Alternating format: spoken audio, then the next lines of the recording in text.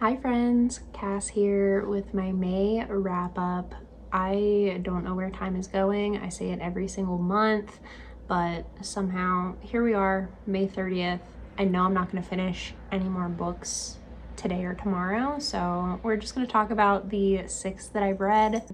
We have quite a bit of nonfiction here this month and some literary fiction, so if that is also your thing, you should subscribe, leave a comment, let me know what your favorite book of May was. We're going to start out with my Storygraph stats as always. Like I said, I read 6 books in May. This is another really low month for me. April was 5, so we did increase a little bit from then, but I don't know what my deal has been. I just have had trouble focusing and reading for long periods of time, so I have not been able to finish quite as many as I normally do.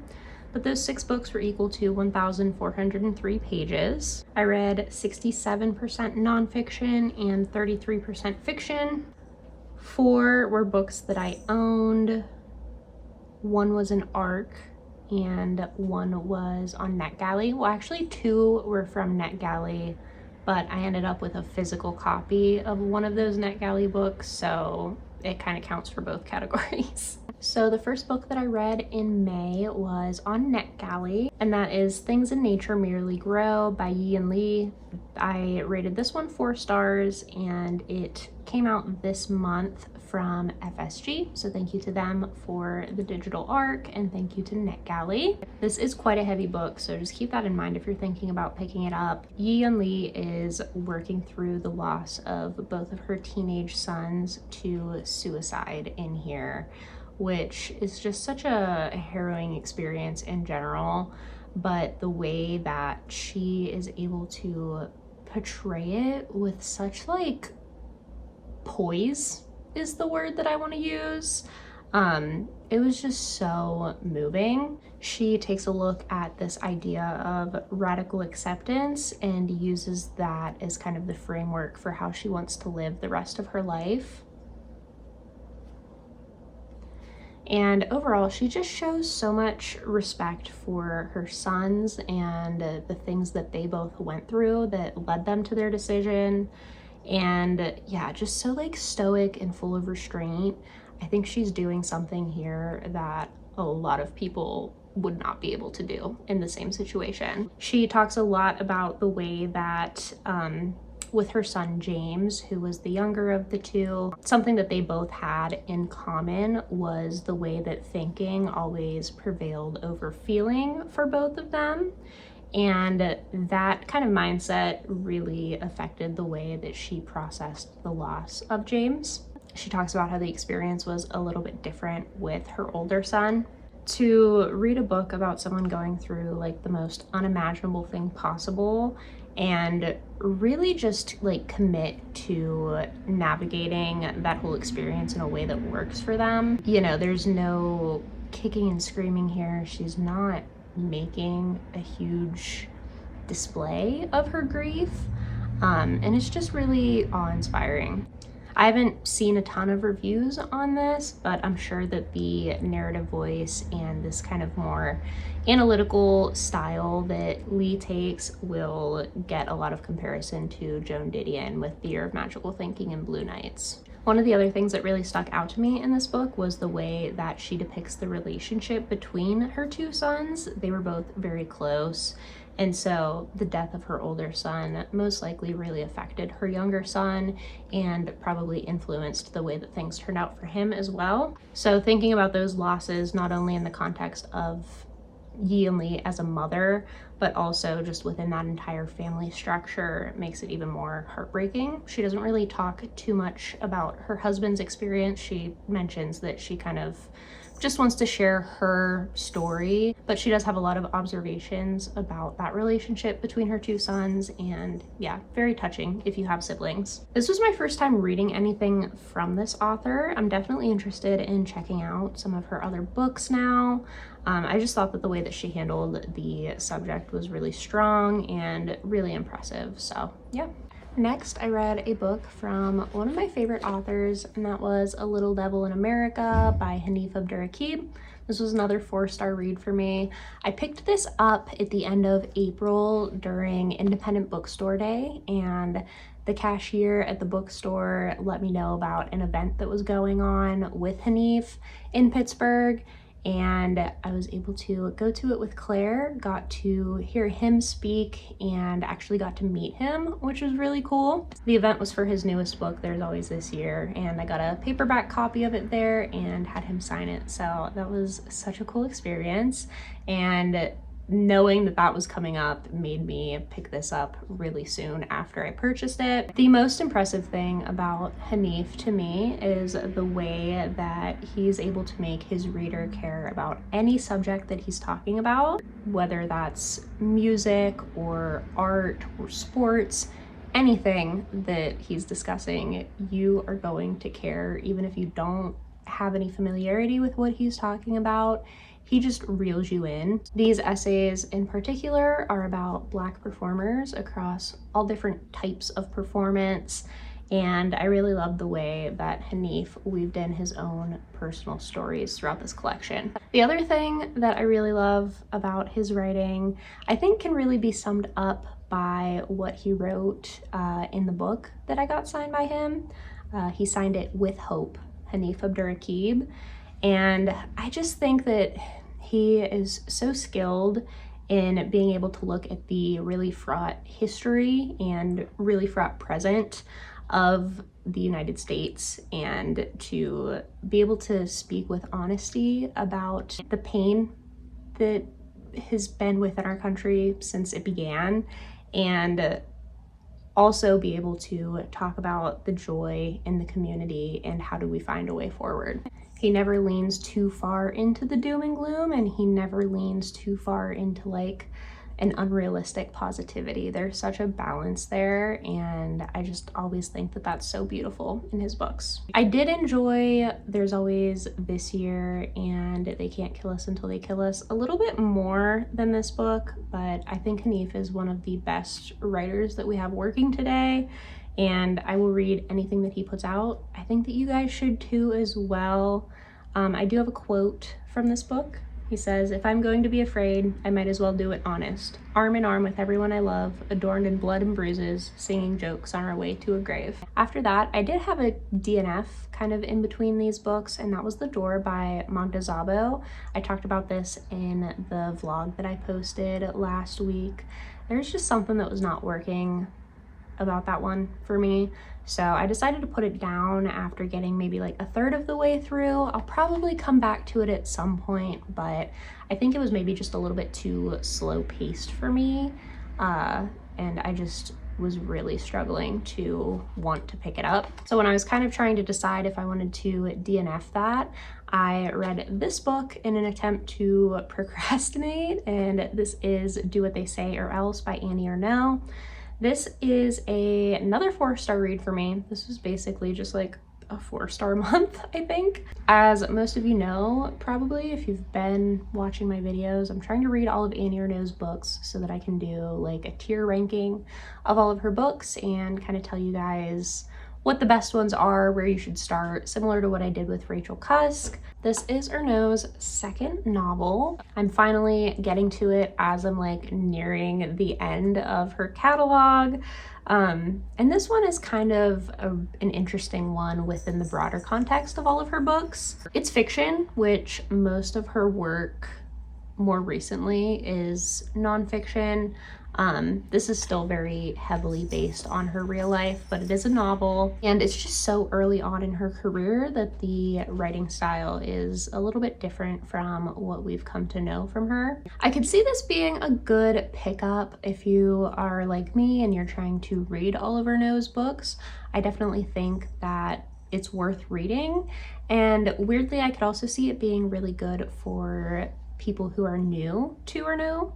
I think that it's a really good representation of Annie's preoccupations and the themes that pop up in pretty much all of her books. I think her later books have better writing, and the style is just a little bit more sharp and well developed, but this just feels like the quintessential Annie Ernaux book. Like, I feel like this book is what you would get if you asked for like an AI summary of Annie Ernaux's work.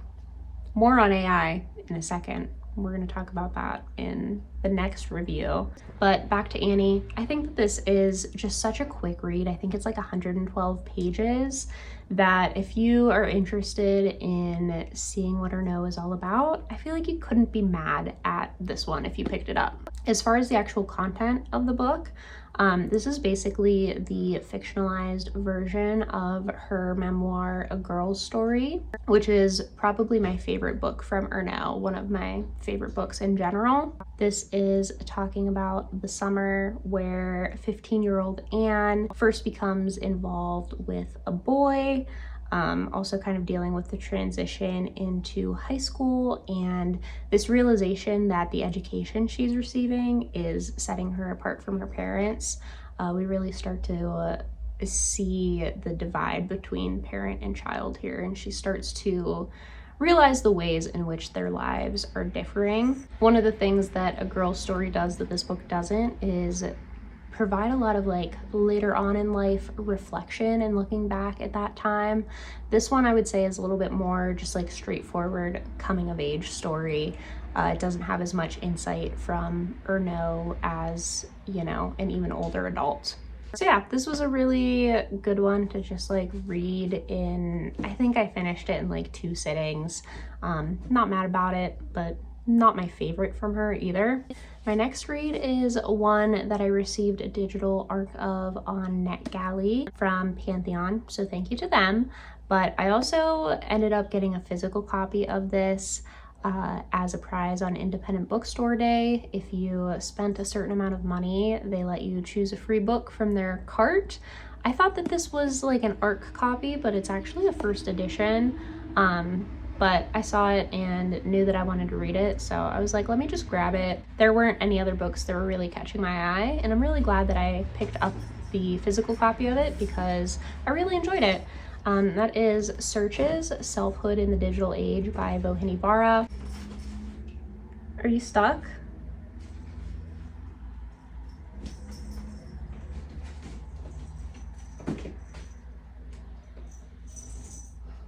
I think Lotus is literally mad that I'm not paying attention to her right now.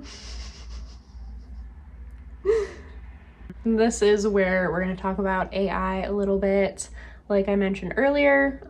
So yeah, this is a really interesting essay collection. I have pretty much simultaneously grown up with Google and social media just being like everyday parts of life. And I personally have always been quite relaxed about like the way that they use my data. Like, I don't get too up in arms about that. Maybe I should, but I don't. But with AI, that is something that I have been very just like wary of. I don't ever use ChatGPT or anything like that. It's just not really something that I am into.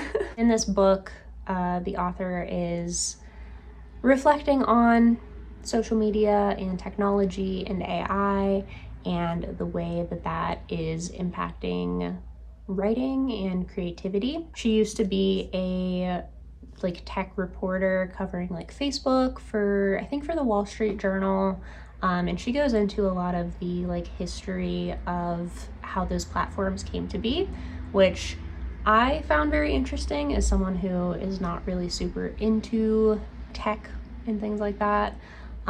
If you're already kind of familiar with it, maybe it won't be as interesting to you, but I feel like I learned stuff from this book. I think that this is just like a really great crash course on how we got here to this current state of technology and the internet. So the kind of main thing about this book is that there are chapters written by the author herself, and then she feeds them into, I'm assuming, ChatGPT, and she includes the feedback that ChatGPT gave her about those chapters. So you'll read like 2 chapters from her, and then you'll kind of get this like AI summary, feedback. Sometimes she asks it for suggestions. Sometimes she fights with it a little bit, which is really funny to me. And I have kind of mixed opinions on that setup particularly. I wish that the like AI feedback was maybe featured a little bit less. Maybe we got more than 2 chapters from her before going into the AI portion of it. I think it got a little bit tiring to read those AI generated parts at times, but I also feel like that was kind of the point, to make that commentary on like how not equipped the technology is to actually be able to write compelling stories. It just really shows you the pitfalls of relying on generative AI for creative projects, because there's just like a lot of misinformation, obviously a lot of bias in it, and I think she does a really good job of highlighting that. The writing that we get from Vauhini Vara in here though, super well written and just like very readable, lots of nuance in her opinions as well, so I don't have any complaints about her actual writing. I feel like as time goes on and as AI develops even more, we're probably going to see a lot more books like this. But at this point in time, I thought that this book felt really fresh and thought-provoking. You know, say what you will about the use of AI, I think that she did it in a very interesting way, and really just addressed a lot of things that I think are top of mind for people. The next book that I read in May was On the Calculation of Volume, Volume 2. I literally just looked up how to pronounce her name and I already forget. I had just been like freestyling this whole time, talking about her on the pronunciation, and I was wrong, so my apologies for that. Solvej balle is what this dude on this video said, so that's what we're gonna go with. This was another 4-star read for me. I'm not gonna get too into details with this because this is the second book in a 7-part series, but I read the first book back in February and I absolutely loved it, so go check out the February wrap-up if you kind of want to get a better feel for what the series is. So what I will say about this is that I didn't love this second book quite as much as I loved the first one. I am like obsessed with the first one. Probably one of my favorite reads of the year so far. I'm still obviously very keen to see where she goes with the remaining 5 books in the series, but I do think that the first one was a little bit stronger for me.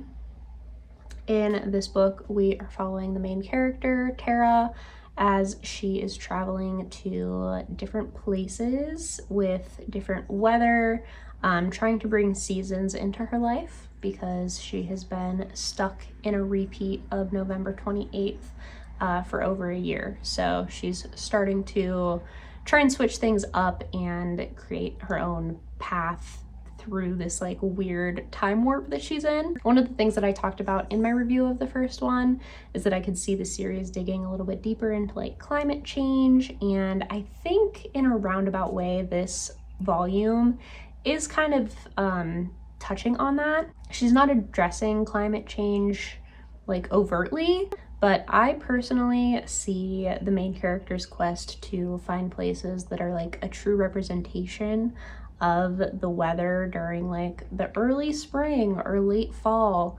I see that as kind of a representation of what we are losing to climate change, and as the weather kind of gets weirder, I don't know, it just feels like it kind of goes hand in hand. I'm eating candy as I'm filming this.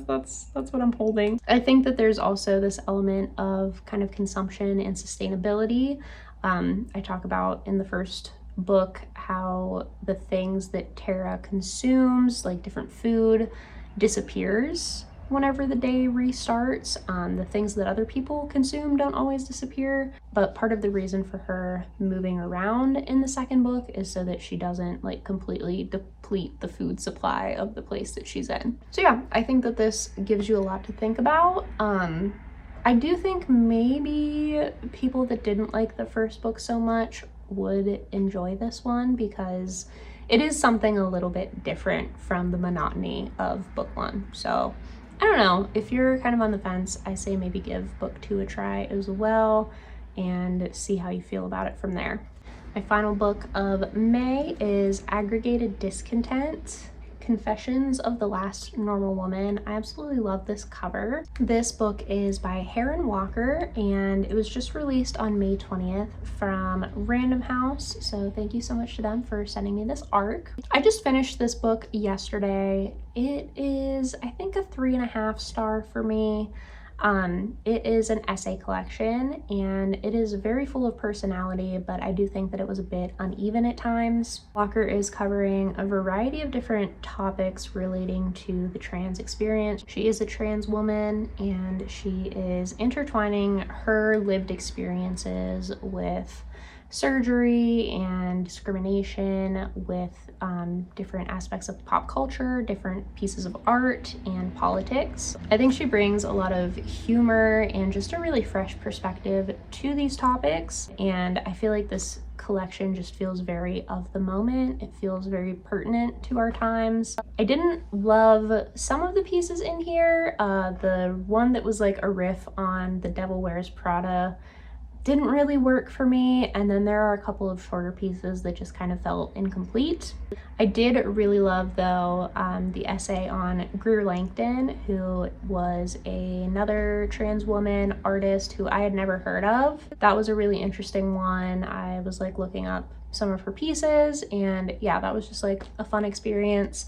And then there's a series of essays at the end of the book that talk about parenthood and fertility and how those experiences can be difficult and just different for trans people. I thought that those last couple essays in particular were really educational and really thought-provoking, and just something that I hadn't really fully considered, like all of the scientific and societal complexities. So yeah, I thought that this was an enjoyable read. It was really like quick and snappy, but wasn't like a favorite of mine. So I am currently reading The Emperor of Gladness by Vuong.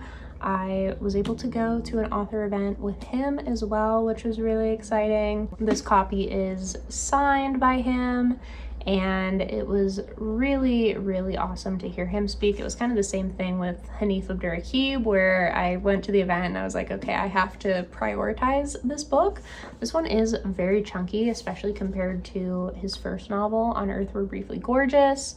But I'm about, I think, 100 or so pages in. It was a little bit slow going for me at first. I think the beginning of the book, it's very, very poetic, and it was just taking me a little bit longer to fully process everything. But now that I've gotten like into the story, I'm enjoying it a lot. I haven't picked it up in a couple days, but I do want to focus on it this weekend. So more to come on this. So yeah, that is the month of May all wrapped up. I hope you guys had a wonderful month. Like I said, let me know what your favorite read was, and I will see you in the next one. Bye.